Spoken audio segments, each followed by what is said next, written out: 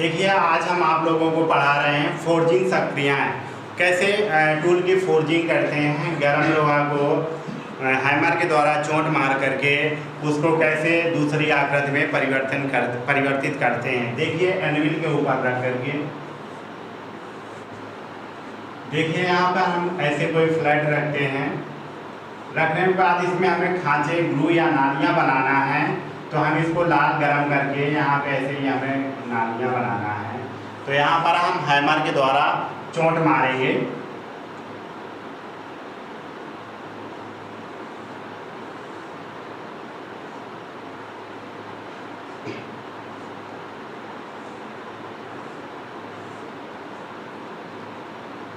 ये देखिए हम हैमर बना रखे हैं।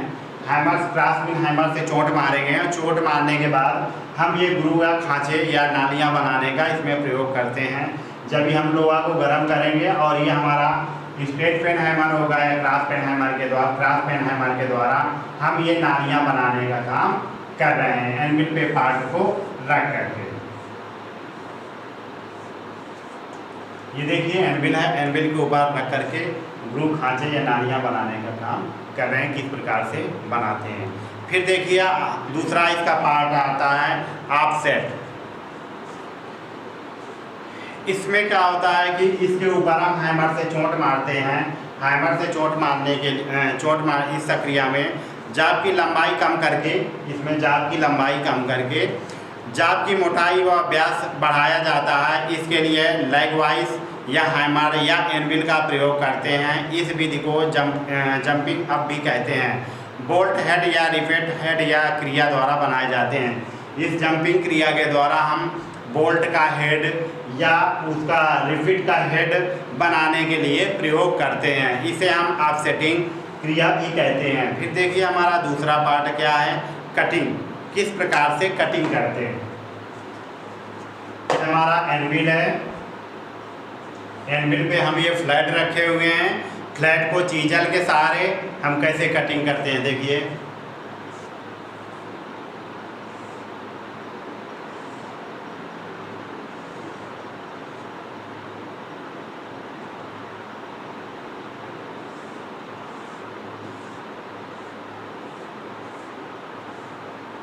ये देखिए हमारा हैमर है। हैमर को हम चीजल में चोट करते हैं। चोट मारने के बाद ये देखिए हम इसको संडासी से पकड़े हुए हैं।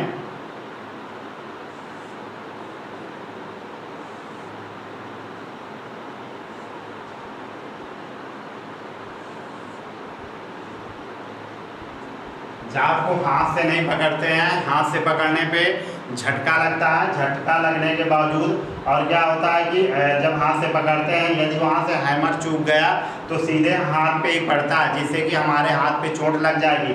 इसलिए हैमर और ये पार्ट जो ये होता है ये लाल होता है। लाल होने पे जब हम चीजल से इसको मारेंगे तो हम नहीं इसको, यदि हाथ वहाँ से छूट जाएगा तो सीधे इस लाल जाब पे पड़ेगा तो हम जल भी जाएंगे। इसलिए संडासी समसी के द्वारा ही चीजल को पकड़ेंगे और ऊपर से हैमर से चोट मारेंगे ताकि हमें झटके भी कम लगें और जो हमारा पार्ट है आसानी से कट जाए। इसलिए हम संडासी का प्रयोग करते हैं। समसी उस चीजल के पार्ट क्या आता है, पंचिंग। देखिए पंचिंग क्या होता है। इस क्रिया में विभिन्न आकार के पंच द्वारा धातु में जाब में सुराख किए जाते हैं। जो हमारा पंच होता है, पंच कई प्रकार के होते हैं जिनके द्वारा धातु में सुराख करने के लिए प्रयोग किया जाता है। ये बहुत पतली जाब में सुराख ठंडी अवस्था में किए जाते हैं। जब हमें किसी, ये हमारा देख लीजिए चद्दर है, इसमें हमें सुराख करना है। यदि हमारी पतली चद्दर है, जैसे बक्सा बखारी बनाने वाली हमारी चद्दर है, उसमें ठंडी अवस्था में ही जाब में इसमें जो चद्दर है उसमें ठंडी अवस्था में ही पंच के द्वारा होल करते हैं। और यदि हमारा जाब मोटा है या हमारी चद्दर मोटी है या फ्लैट हमारा मोटा है तो इसमें गर्म करके पंच के द्वारा होल करते हैं। पंच के द्वारा गर्म करके होल करते हैं। और ये देखिए होल, जिस प्रकार का होल बनाना होता है उस प्रकार के उसी नंबर के पंच का प्रयोग करते हैं। फिर देखिए इसके आगे हम आपको पढ़ा रहे हैं डिप्टिंग। डिप्टिंग क्या होता है।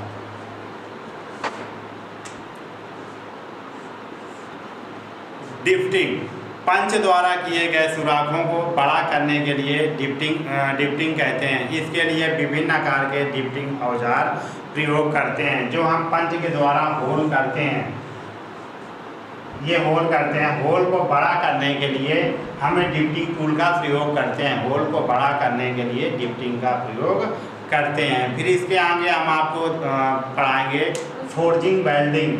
फोर्जिंग क्या होता है? फोर्जिंग वेल्डिंग,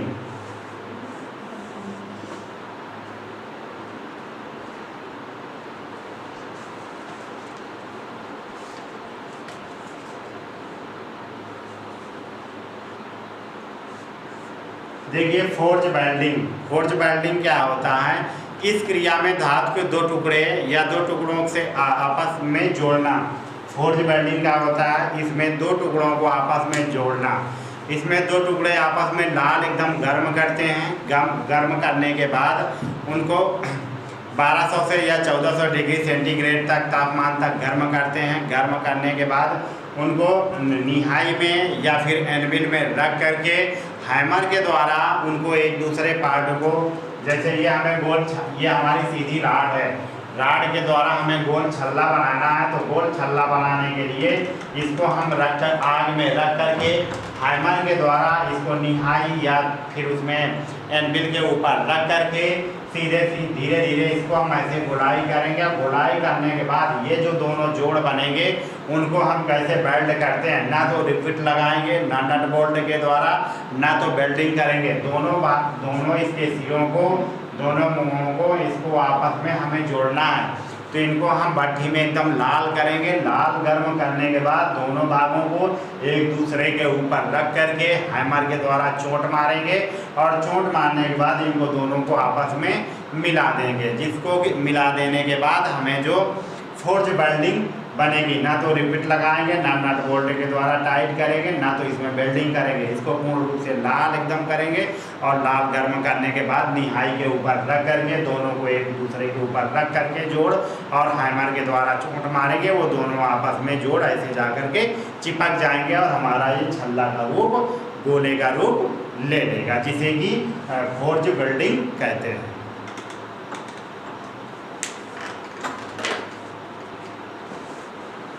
देखिए फिर इसके बाद हम पढ़ाएंगे आपको, पढ़ा रहे हैं ट्विस्टिंग।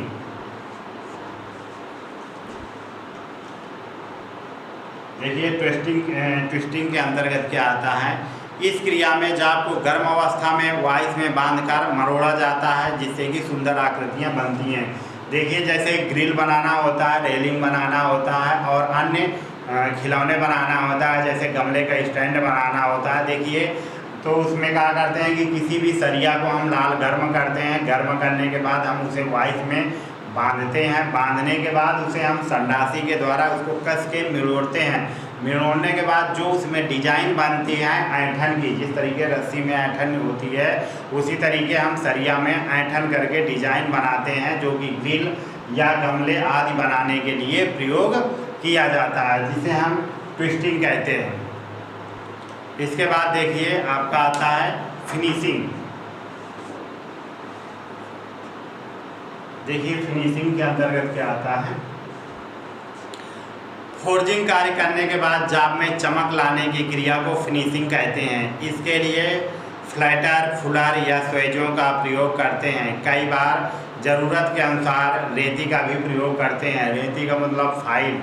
जब हम कोई जाप, ऐसे हमारा जाप बना हुआ है, जाप में यहाँ पे कालापन है, उसे चमकदार लाने के लिए हम उसे वाइस में बांधेंगे और बांधने के बाद हम फाइलिंग से घिसाई करेंगे। जब घिसाई करेंगे तो जो इसका कालापन है वो हट जाएगा और जाप में चमक आ जाएगी, जिसे हम फिनिशिंग कहते हैं। अब देखिए इसके बाद आता है स्टील की फोर्जिंग। देखिए स्टील की फोर्जिंग के लिए हम क्या किस प्रकार से स्टील की फोर्जिंग हम किस प्रकार से करते हैं और कितने तापमान पे इसको गर्म करते हैं। देखिए स्टील को गर्म करने पर ये नरम हो जाती है तथा इसकी खिंचाव शक्ति में कमी आ जाती है, लेकिन इसकी प्लास्टिसिटी तथा आघात वर्धकता बढ़ जाती है। जैसे हम किसी तत्व को, किसी पार्ट को गर्म करते हैं गर्म करने के बाद उसे हम प्लास्टिक की तरीके खींचते हैं तो रबड़ की तरीके बढ़ता है। जब रबड़ की बढ़ने वाली जो क्रिया होती है उसे प्लास्टिसिटी कहते हैं, रबड़ की तरीके बढ़ना, तो वो आपका होता है प्लास्टिसिटी। तथा आघात बाध्यता बढ़ जाती है, ये जल्दी से ऐसे बढ़ाने पे टूटता नहीं है, इसके अंदर अंदरूनी जो पार्ट होते हैं मजबूत होते हैं, जो कि खींचने पे ये टूटते नहीं हैं। स्टील की फोर्जिंग के लिए सही तापमान होना चाहिए। जिस पदार्थ को, जिस तत्व को हमें जिस पार्ट को हमें गर्म करना है उसके लिए उसके अनुसार तापमान भी होना चाहिए। यदि उसके अनुसार तापमान नहीं है तो उसकी जो प्लास्टिसिटी है, बढ़ने की जो क्षमता है वो नहीं बढ़ेगा। यदि वर्किंग तापमान कम हो जाए तो उसे दोबारा फिर गर्म किया जाता है ताकि उसमें प्लास्टिसिटी का गुण बना रहे। स्टील का रंग तापमान के अनुसार इस प्रकार होता है, उसमें जितना, यदि उसमें जैसे हम 1200 सेंटीग्रेड तापमान तक गर्म करते हैं, यदि 1200 सेंटीग्रेड तापमान से उसका तापमान कम है तो हम उसको दोबारा गर्म करेंगे, क्योंकि यदि हम उसको गर्म नहीं करेंगे तो जो उसमें प्लास्टिसिटी है, जो उसमें बढ़ने की क्षमता है वो खत्म हो जाएगी, तो फिर हम उसको अपने अनुरूप उसको खींच करके बढ़ा नहीं पाएंगे। जिस तरीके से हमें कोई टूल से या कोई हमें डिज़ाइन बनाना है तो हम फिर बना नहीं पाएंगे जब तक उसके बराबर जो तापमान उसे चाहिए वो तापमान नहीं दे पाते।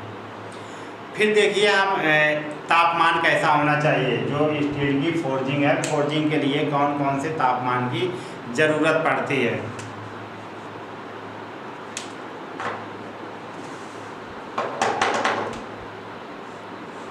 देखिए स्टील के तापमान 500 सेंटीग्रेड तक होना चाहिए। यदि आप 500 सेंटीग्रेड करते हैं, 500 सेंटीग्रेड तापमान करते हैं तो चमकीला भूरा रंग होगा इसका। जब हम 500 स्टील को जब हम गर्म करेंगे 500 सेंटीग्रेड तापमान तक तो इसका रंग देखिए कैसा होगा, चमकीला भूरा, चमकीला भूरा होगा। जब 500 सेंटीग्रेड तापमान तक गर्म करेंगे तो चमकीला भूरा होगा, चमकीला भूरा होगा। फिर इसके बाद जब हम 600 सेंटीग्रेड तापमान करते हैं, लाल होगा, लाल हो जाएगा। फिर इसके बाद जब हम 800 करेंगे तो चमकीला चेरी होगा,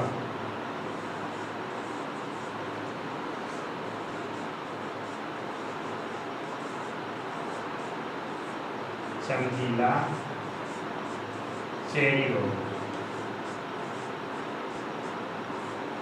चमकीला चेरी हो जाएगा। इसके बाद जब हम 1000 करेंगे तो चमकदार हो जाएगा,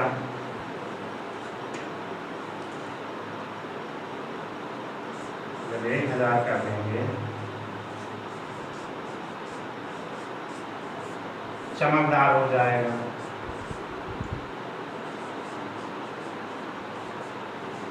फिर इसके बाद जब 1000 से ज़्यादा कर देंगे, 1100 कर देंगे,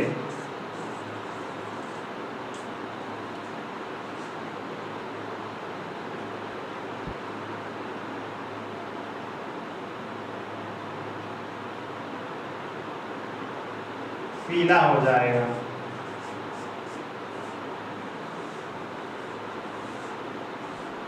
जब 1100 कर देंगे तब फिर इसके बाद ये पीला हो जाएगा, और जब 1100 से 1200 कर देंगे तो पीला सफ़ेद हो जाएगा।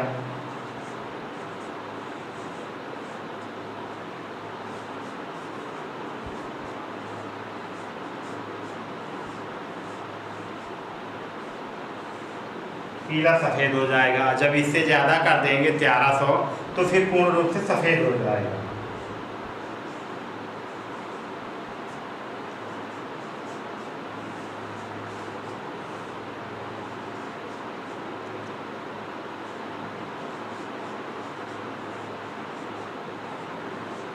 कर देंगे तो सफ़ेद हो जाएगा।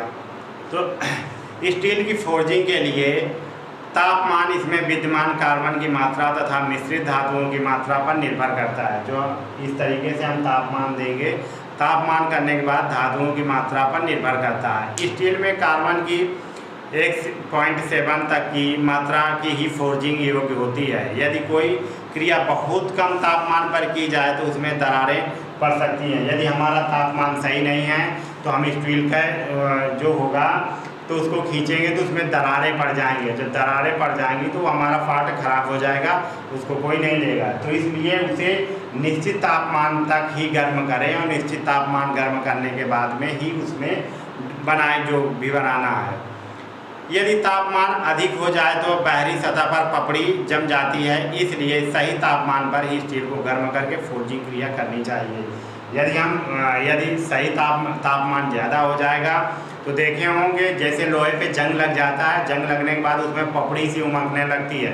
तो जब पपड़ी सी उमकने लगती है तो वो स्टील हमारी तापमान से ज़्यादा गर्म हो जाती है और उसमें क्या होता है, एक ऊपरी परत जो होती है उसकी बेकार हो जाती है। इसलिए सही तापमान तक ही गर्म करें और सही तापमान पर गर्म करने के बाद ही फोर्जिंग करें जिससे कि हमारा सही पार्ट बन सके। अब आज यहीं तक आपको पूरा समाप्त हो गया चैप्टर। इसके बाद कल से आपको पढ़ाएंगे शीट मेटल धातु के बारे में।